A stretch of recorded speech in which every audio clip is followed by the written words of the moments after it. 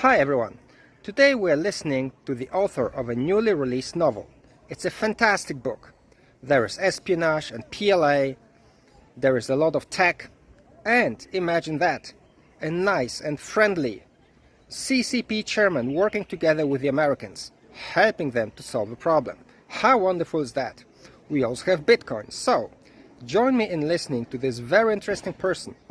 The author has lived in Asia for decades, has a lot of business experience, is fluent in Chinese, and a martial arts specialist. Thank you very much and welcome to the show.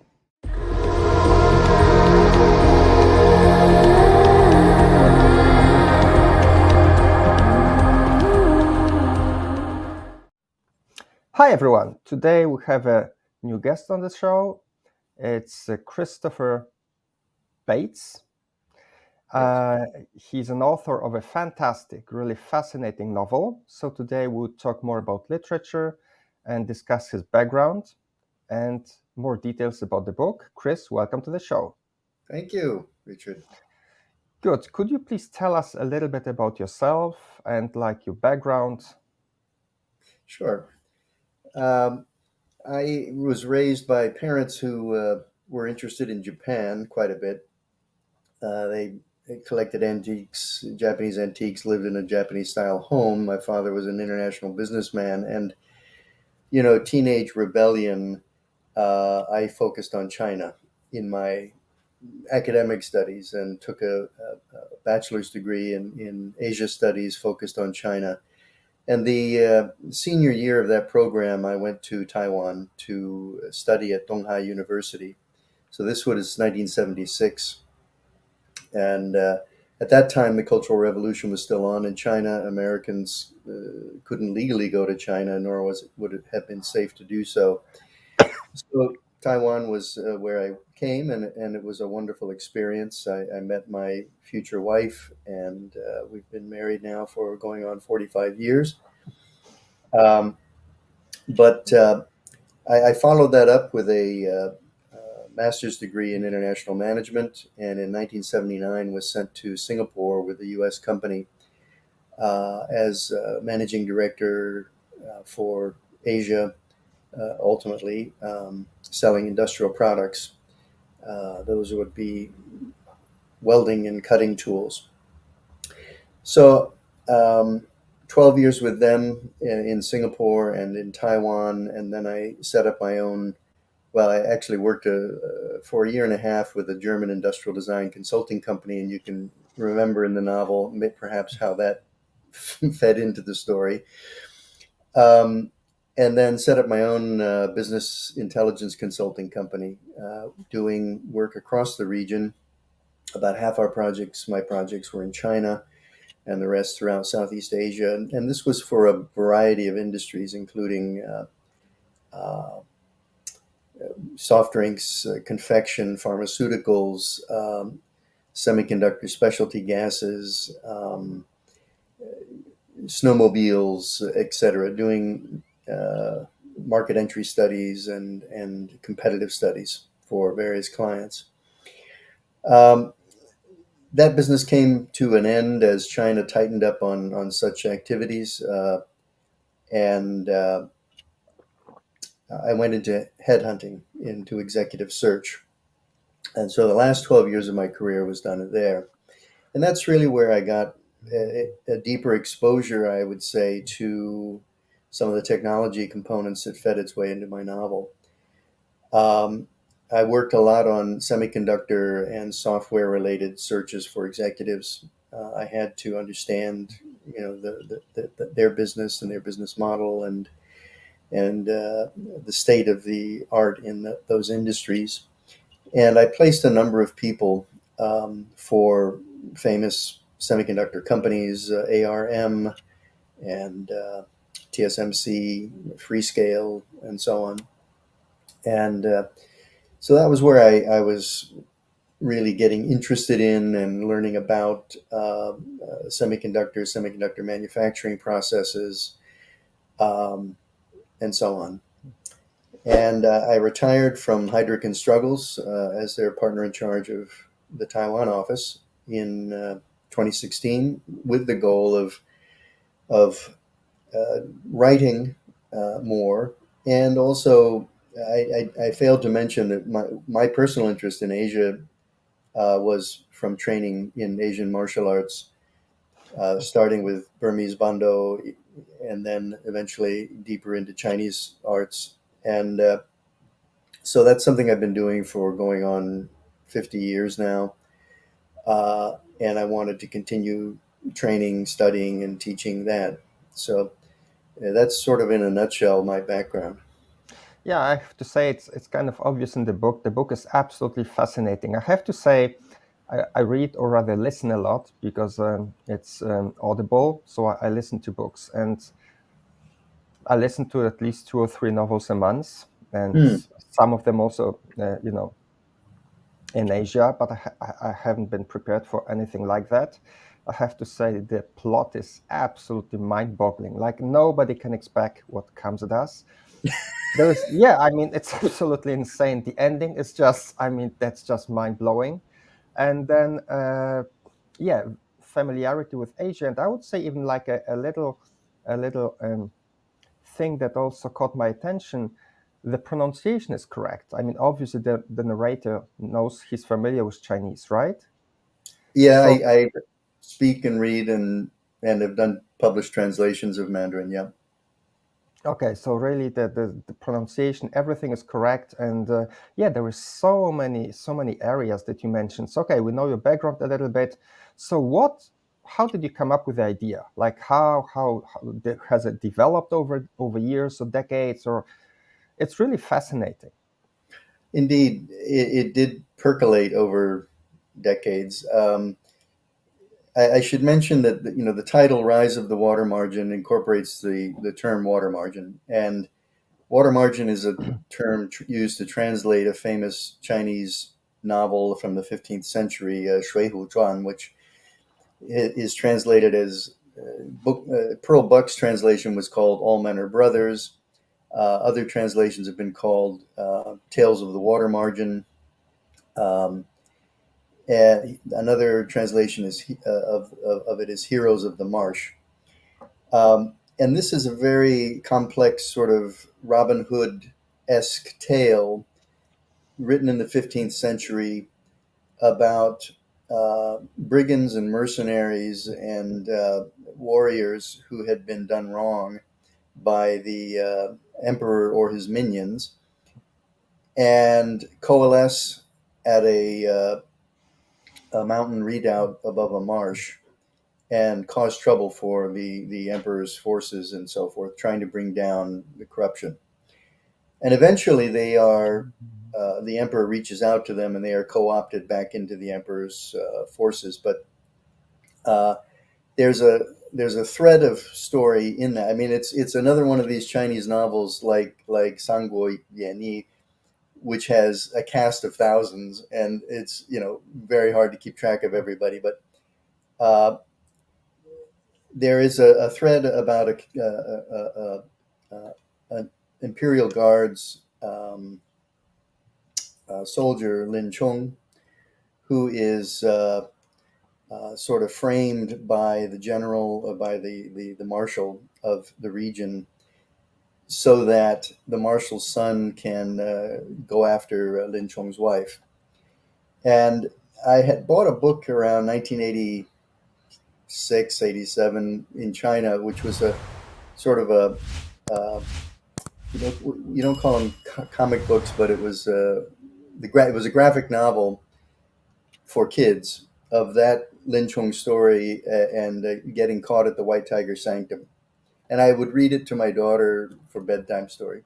And I said to myself, this would make a great modern story if it could be done somehow. So that's going back 30 years. Um, More recently, you may remember the story in I'm sorry, you read it in Chinese to her? no. Oh, This because is I an thought. Okay, English, yeah. okay, Although she does speak Chinese, but yes, yeah, of course. this was an English language children's story. Oh, okay, okay. No, that's fine. Yeah, and you may remember in the story, there's the scene is set in virtual reality. The only Oh part of the yes, story yes. set in virtual reality. That whole block, that whole scene, I wrote in 1992, uh, and it's virtually unchanged except for I put Millie Perec in there in that environment rather than who I had originally written it into in a short story. So that there was that thread. Um, but you know, the as with the rise of China and the rise of this, as one of the reviewers of my book said, described it, this panopticon in China where you're constantly under surveillance. I began to think about cyber war between the U.S. and China. I began to think about what would happen if people, like in the original water margin book, got angry at the government and they weren't, uh, you know, sword and spear warriors, but they were cyber warriors. What would be the what would be the effect of that, and what could they do? What kind of havoc could they wreak?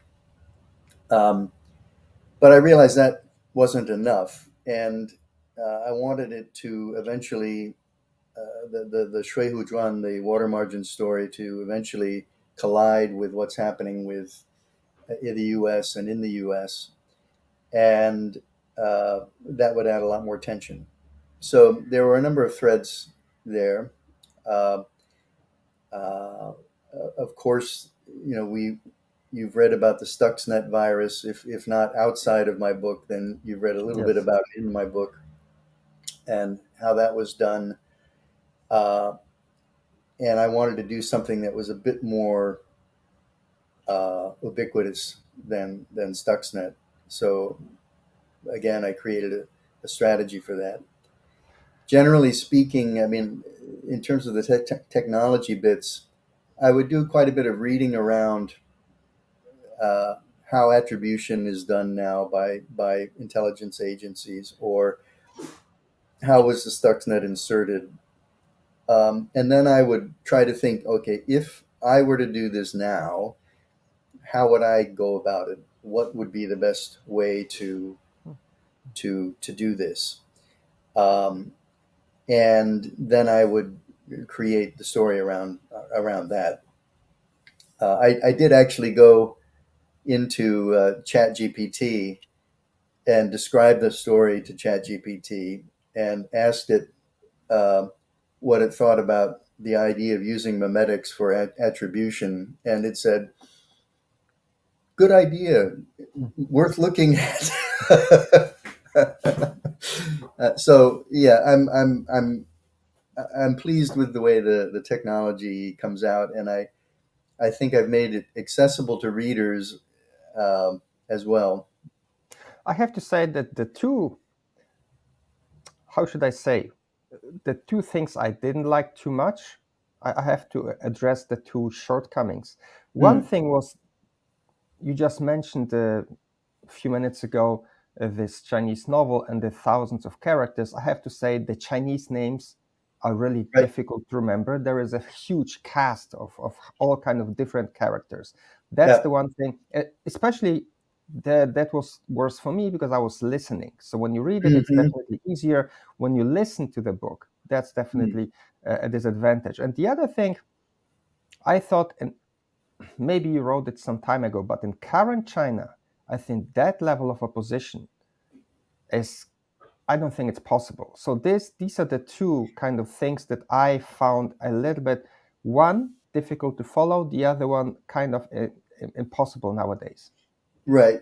And in fairness, the back of the book does have of the print version has Yes, the main yes. characters. And actually, I think that should be at the beginning because uh, that's also Hmm. in the audio version, but it comes at the end, whereas it should come at the beginning or maybe even in the middle, just to remind everyone who is who.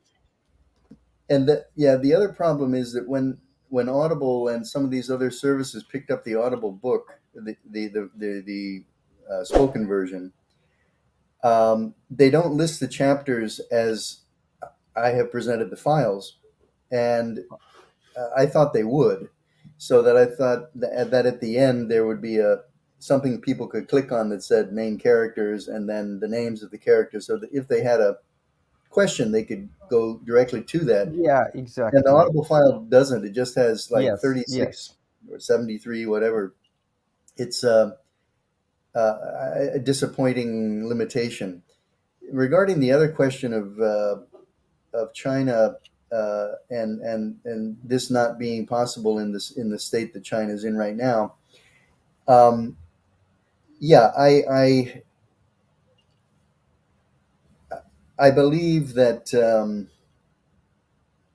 right now with current technology or with that it would be difficult, um, if not impossible. But that's the whole point: is that uh, technology doesn't just serve those, the Chinese government, and uh, to the extent that these tools become more widely available, they can be employed by people who don't support the government and don't support what the government's doing.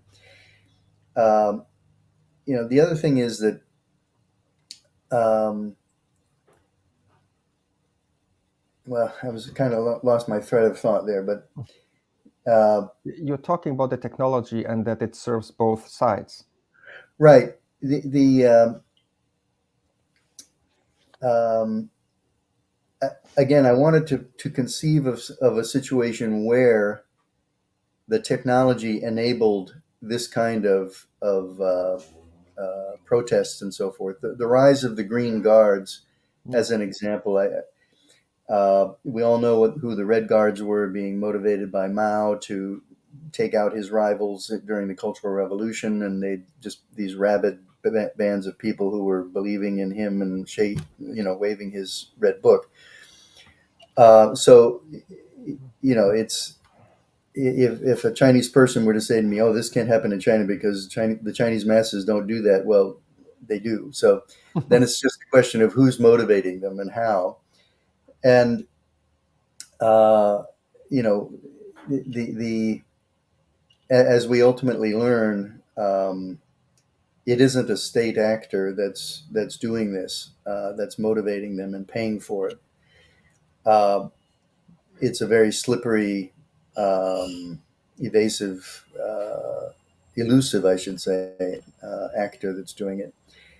What I wanted to say before was that there are criminal groups in China that make their money through hacking, um, that aren't on the side of the government. And some of these, are gangster related. They don't have honorable intentions, and they are hunted down by the government, and sometimes they're caught. But the point is that there do exist in China non-governmental entities that employ these tools to their own ends that aren't in concert with the government. So I think it's more possible than we may think. But of course, what's happened in China, and I talk a lot about this in the novel, the ubiquity of surveillance, how, and I did a bit of research into this, and everything that I stated in there about the government's ability to surveil is actual. It's not my imagination, which is sad. Yes. So I also wanted to ask about, because you've lived in all those three Chinese communities, let's call it China, Singapore, and Taiwan. Each one is different, right? So Yep. you have one authoritarian dictatorship, then you have the Singapore, I would say not democratic, but Benevolent despotism. yes, state of law. And then you would say Taiwan, of course, combining both democracy and law.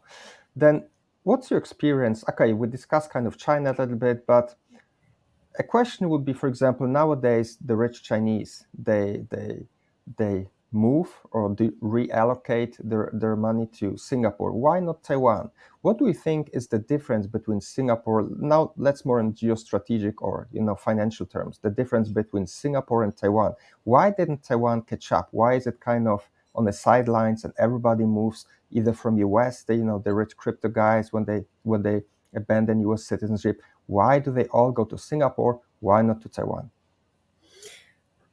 Well, I think sadly is something you and I are both experiencing, the possibility of the axe coming down and Yes.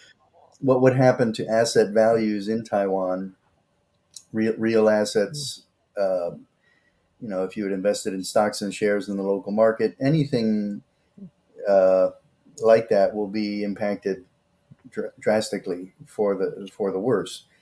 Now, one could look, 10 years down the road after, if mainland China comes and takes over Taiwan and say, okay, at that point in time, they're going to allow mainland Chinese to come in here and invest and things like that. And uh, the market will pick up for real estate and so forth, and it will recover. But yeah, I mean, I think there's Singapore is sufficiently far away from uh, China that the people feel safe putting their money there. The other thing is that Singapore very actively encouraged rich Chinese to come to Singapore. They wanted to maintain a higher percentage of ethnic Chinese people there versus the rising Malay ethnicity population. And so it's a matter of buying their way into that place. We lived in Singapore altogether for about 17 years, and uh, when we left, the population was about 3 million, and it's doubled in another 12 years. It's Yeah, just, but I would say, and yet you decided to settle down in Taiwan. oh yeah. I mean, my wife is Taiwanese. Taiwanese is big. You can spread out. It's the people are wonderful. Yeah. I mean, I'm the author, along with my wife, of the book Culture Shock Taiwan. And one thing I say in there is that, this is an incredible piece of geography. Okay. It's a tropical island, and yet it has alpine mountains that get snow in the winter. Um, it's bountiful agriculturally.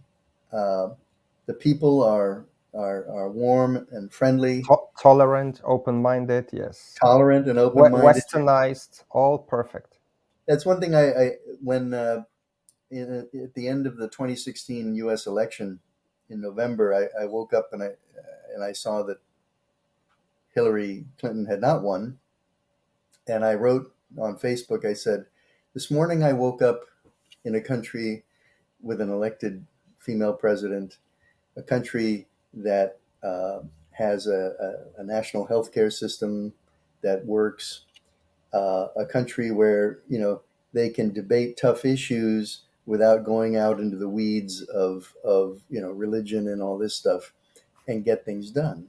Unfortunately, I didn't wake up in an America like that.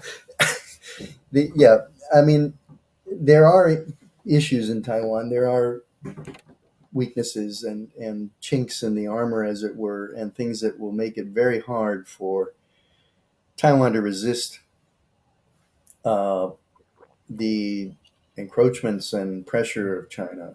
Uh, but it is a wonderful place, and it deserves to be able to breathe. Yeah. Okay, then I have to ask about one of my favorite topics I never had the opportunity to discuss, but here in your case I can. So, what is Satoshi Nakamoto doing there? I mean, that's the only. I was blown away. I almost fell from my chair. Like, what? I mean, wow. How come you Well, found your way to Bitcoin? How does it? How yeah, does Bitcoin find a way into your book? yeah. I mean, I wanted the. It was a bit of a surprise to me as well. I had wanted. I'm flipping through the book now to find the Chinese characters for Satoshi Nakamoto, but um, the I had wanted this um, enclave of hackers resisting the government and government corruption to have the wherewithal to generate funds through the creation of their own digital currency.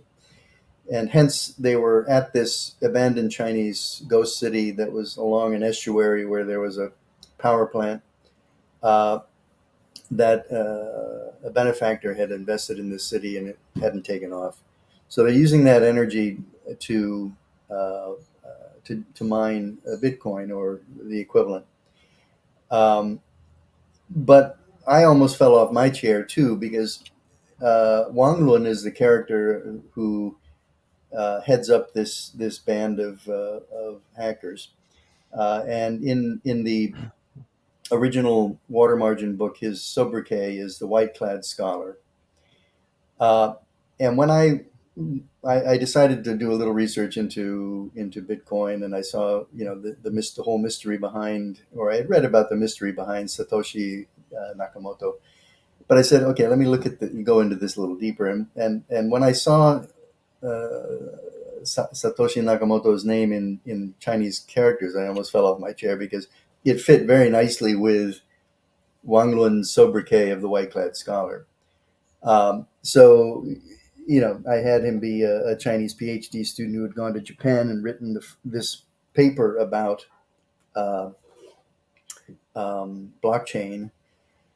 And Nakamoto means is Zhongben, which could conceivably be translated as originally from China.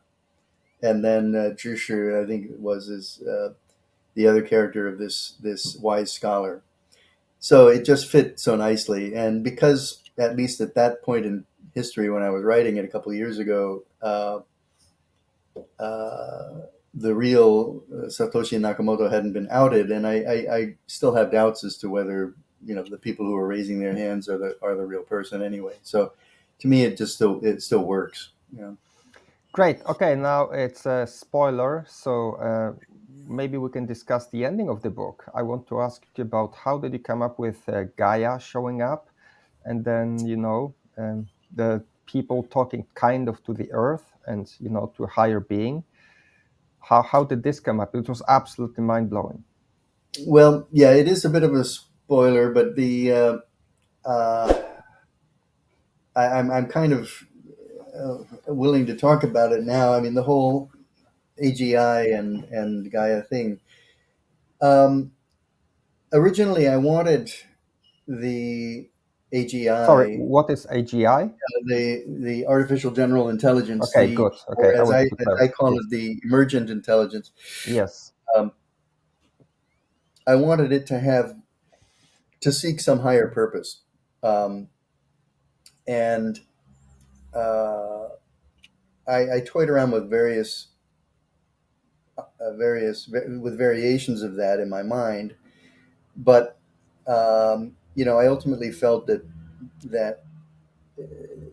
if it could communicate with a global planetary intelligence, um, that would bring a whole thread of meaning to the novel that it otherwise wouldn't have. And this then feeds back in through the whole story, uh, the various mysterious things that are happening around the world, related to climate change and environmentalism and environmental activism and so forth. Uh, After I finished the story and started to publish it, uh, James Lovelock, who had originated the Gaia theory, published a book um, in which he actually proposes that this is something that might happen. And because I had, you know, been working on this since 2016, and his book wasn't published until 2019 or something. Uh, I put a note about it in the back of the book, um, but it's just, I don't know. Great minds think alike. I don't know, but yeah. Uh, and unfortunately, he passed away. I wanted to try to send him a copy of the novel, but he passed away before I could identify where his address was. Also, what is remarkable, you seem to have quite a lot of sympathy for China, like the chairman, or let's say how people call him, the president of China. He seems to be a positive, and a nice person in the end. So that is not really the people who run China, or especially in this case now. Well, I didn't want him to be an evil caricature, and I do believe that there are. Uh, I mean, I think the bottom line is this: I don't agree with either the president of China or the president of the United States' uh, political platform, but I tried to write both of them as being principled people, people who truly believe that what they're doing is right, even if I don't agree with it. Um, and uh,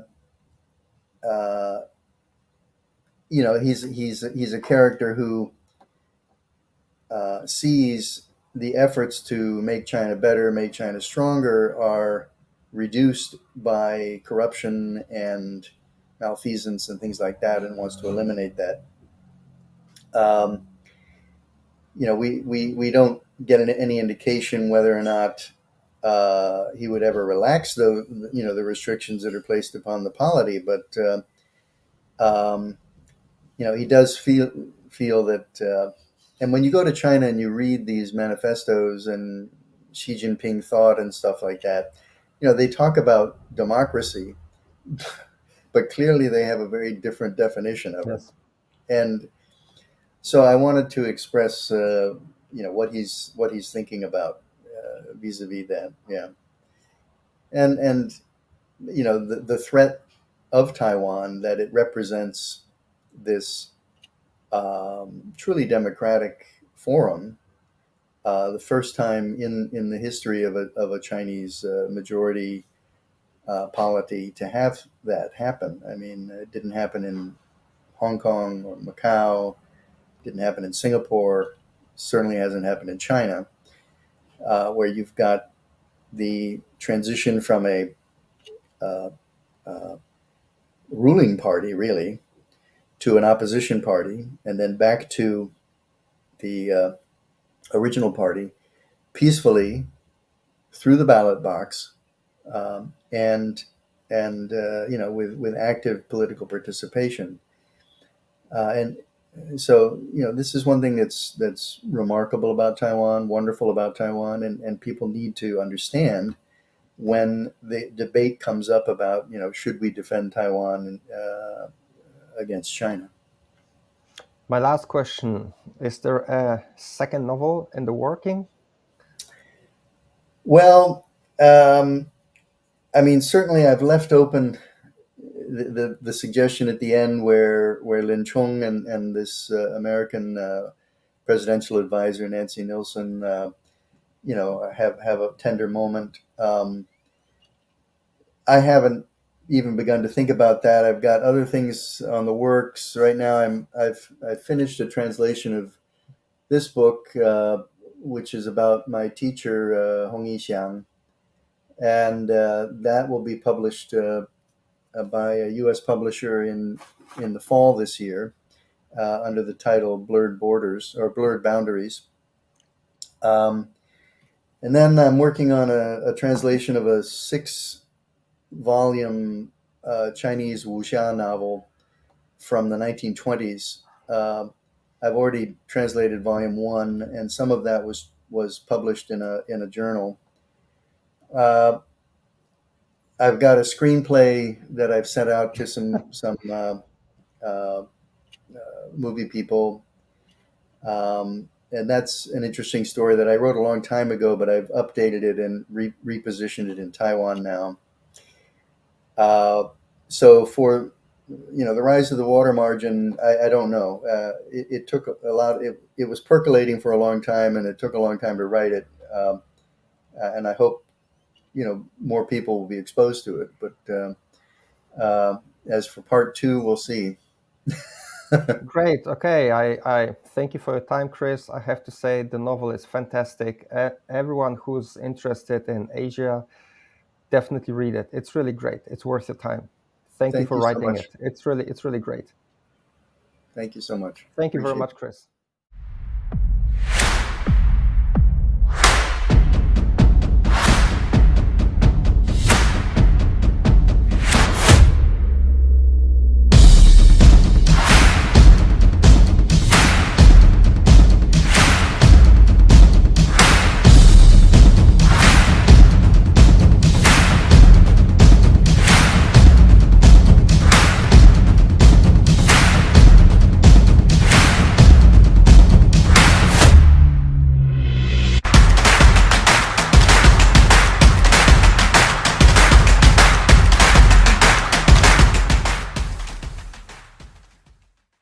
Thank you for listening. Please leave a comment, like the video, or subscribe. It's a click for you, but it means a lot to me. Thank you very much.